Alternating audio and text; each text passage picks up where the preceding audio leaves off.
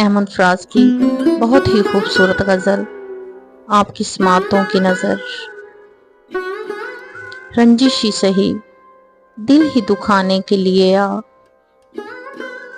फिर से मुझे छोड़ के जाने के लिए आ।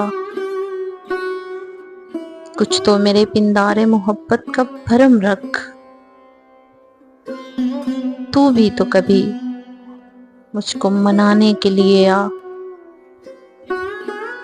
पहले से मरासिम न सही फिर भी कभी तो रस्मो रह दुनिया ही निभाने के लिए आ। किस किस को बताएंगे जुदाई का सबब हम, तू मुझसे खफा है तो समाने के लिए आ। एक उम्र से हूँ लज़्ज़ते किरिया से भी महरूम,